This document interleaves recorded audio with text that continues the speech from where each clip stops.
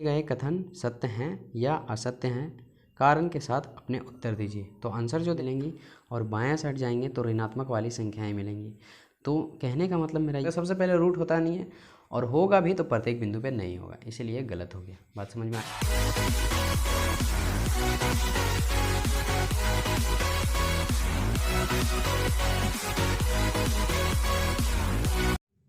अब हम देखेंगे कक्षा 9 का NCERT गणित का प्रश्नावली 1.2, जिसमें से हम देखेंगे प्रश्न संख्या 1। प्रश्न संख्या 1 में टोटल 3 प्रश्न हैं, तो एक एक करके हम समझते हैं। सबसे पहले हम क्वेश्चन का हेडिंग पढ़ते हैं।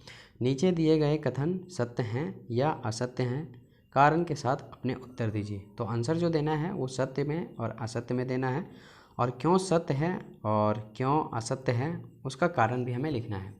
तो प्रश्न संख्या जो 1 है यहाँ पे है, प्रत्येक अपरिमेय संख्या एक वास्तविक संख्या होती है। तो इसका आंसर है सत्य। परिमेय संख्या, वास्तविक संख्या, अपरिमेय संख्या, ये सब क्या होती हैं, हमने जब लेक्चर स्टार्ट किया था उसी में आपको बताया है। अगर आपने नहीं देखा है तो चैनल के प्लेलिस्ट पे जाइए देखिए, या फिर उस वीडियो का डिस्क्रिप्शन में लिंक आपको मिल जाएगा, आप वहाँ से भी देख सकते हैं। तो इसका जो आंसर हो जाएगा वो हो जाएगा सत्य। तो हम यहाँ इसके लिखेंगे सत्य, है ना। क्या लिखेंगे? सत्य। तो क्यों हुआ ऐसा, थोड़ा सा मैं फिर भी रफ में समझा देता हूँ। यहाँ पे एक बात आप नोटिस करेंगे तो अपरिमेय संख्या एक वास्तविक संख्या होती है। तो वास्तविक संख्या रियल में कहते हैं किसे? तो जो भी संख्याएं हम लिखते हैं या पढ़ते हैं उसे कहते हैं वास्तविक संख्याएं, है ना। तो प्रत्येक जो अपरिमेय संख्याएं होती हैं वो वास्तविक संख्याएं आराम से हो सकती हैं, ठीक है। मुझे पता है वास्तविक संख्याएं और अपरिमेय थोड़ा सा कन्फ्यूजन हो रहा होगा, तो आप प्रश्न संख्या वीडियो 1 देखिए या फिर 2 देखिए, इसमें मैंने सारे के सारे अपरिमेय, वास्तविक, ये सब क्लियर करवाए हैं। वहाँ से आपको पूरी पता चल जाएगा। तो अपरिमेय संख्या जो होती है एक वास्तविक संख्या होती है। इसका अगर अपोजिट क्वेश्चन पूछते तो वो फिर असत्य हो जाएगा, जो कि प्रश्न 3 में है। तो उसमें हम जाएंगे तो देखेंगे। तो यहाँ पे हम कारण लिखेंगे। कारण में हम लिख देंगे क्योंकि वास्तविक संख्या में अपरिमेय संख्या भी होती है। तो ऐसा हम यहाँ पे कारण लिख सकते हैं, इसीलिए हम अपरिमेय संख्या को एक वास्तविक संख्या बोल सकते हैं। तो वीडियो को पॉज करके आप इसे नोट कर लीजिए। अब हम चलते हैं सेकंड नंबर पे, जो कि बेहद ही आसान है। सेकंड नंबर क्वेश्चन है, संख्या रेखा का प्रत्येक बिंदु √m के रूप का होता है, जहाँ m एक प्राकृतिक संख्या है। सबसे पहले ये जहाँ वाला आप मत पढ़िए, सिर्फ इतना ही पढ़िए। संख्या रेखा का प्रत्येक बिंदु m के रूप का होता है। तो मैं सबसे पहले आपको संख्या रेखा दिखाना चाहता हूँ कि संख्या रेखा किसे कहते हैं, उसके बाद हम जानेंगे √m का होता है कि नहीं, और इसके बाद हम इस लाइन को समझेंगे। तो यहाँ देखिए, ये जो है ना, ये संख्या रेखा है, ठीक है।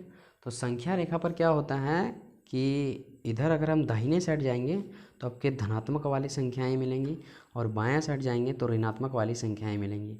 तो कहने का मतलब मेरा ये है, और सेंटर पॉइंट पे आपको 0 मिलेंगी, लेकिन आपको कहीं रूट की संख्याएं नहीं मिलेंगी।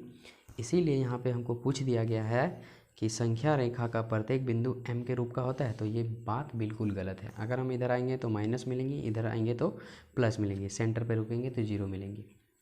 तो संख्या रेखा पर जो है सो प्रत्येक बिंदु माइनस √m का नहीं होता है।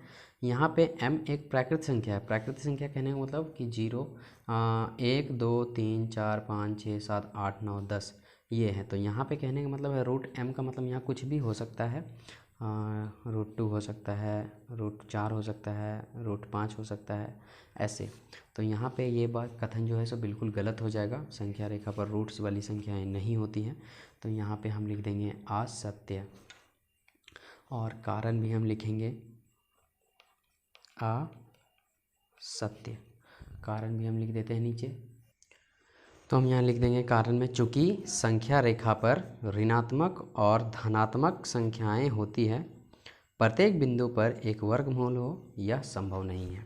यहाँ पे देखिए, ये जो बोला गया ना कि प्रत्येक बिंदु पर एक वर्गमूल हो, यहाँ पे प्रत्येक बिंदु √m के रूप का होता है, तो ये बात बिल्कुल गलत है, ठीक है। प्रत्येक बिंदु पे हो ही नहीं सकता। सबसे पहले रूट होता नहीं है, और होगा भी तो प्रत्येक बिंदु पे नहीं होगा, इसीलिए गलत हो गया। बात समझ में आई? तो चलिए ठीक है, अब हम चलते हैं प्रश्न संख्या तीसरे की ओर, जो कि जस्ट पहला का अपोजिट है। तो इसका उत्तर जो है सो बड़ा ही सिंपल है। सबसे पहले क्वेश्चन पढ़ लेते हैं।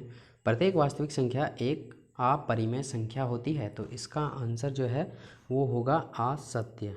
क्यों होगा असत्य, आइए समझते हैं। इसका जो उत्तर है असत्य है। कारण सबसे पहले मैं लिख लेता हूँ, उसके बाद हम इसको समझेंगे। तो यहाँ कारण देखिए, क्योंकि वास्तविक संख्याओं में परिमेय संख्या भी आती है, और यहाँ पे क्या बोल दिया है कि प्रत्येक वास्तविक संख्या एक अपरिमेय संख्या होगी। तो यहाँ पे वास्तविक संख्या में सब आ जाती है, धनात्मक, ऋणात्मक, परिमेय, अपरिमेय।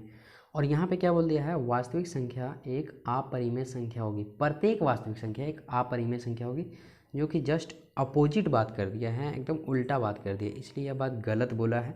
तो हम यहाँ पे असत्य लिखेंगे। कारण में हम देंगे क्योंकि वास्तविक संख्याओं में परिमेय संख्या भी आती है। तो क्वेश्चन नंबर 1 का तीनों होता है कंप्लीट। अगर आपका कुछ डाउट है, कुछ क्वेरी है, तो आप कमेंट कर सकते हैं। वीडियो में नए हैं तो वीडियो को लाइक कर दीजिए, चैनल पे नए हैं तो चैनल को सब्सक्राइब कर दीजिए। इस कोविड-19 के दौरान मैंने ऑफलाइन कोचिंग्स बंद कर दी हैं और ऑनलाइन पढ़ाई चालू कर दी है, ताकि आप सभी का पढ़ाई जो है सो रुके ना और एक स्तर से एकदम चलता रहे। तो आपका जब तक एग्ज़ाम नहीं हो जाता 2022 को जो एग्ज़ाम है वो तो होगा ही, इधर नहीं हो पाया है, और इधर का भी एग्ज़ाम कुछ कह नहीं सकते हैं क्या होगा क्या नहीं होगा।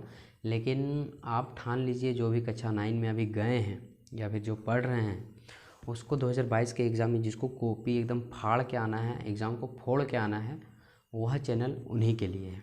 यह चैनल जो है सो उन्हीं के लिए है, उन बच्चों के लिए यह चैनल है जो मेहनत करते हैं। मैं मेहनत कर रहा हूँ, आप भी मेहनत कीजिए। कहते हैं टीचर और स्टूडेंट का अगर मेहनत मिल जाए तो कोई भी एग्ज़ाम जो है सो उसके लिए हल्का से एकदम हल्का लगने लगेगा। तो आज के लिए इतना ही, मिलते हैं अगले वीडियो में। तब तक के लिए जय हिंद, जय भारत।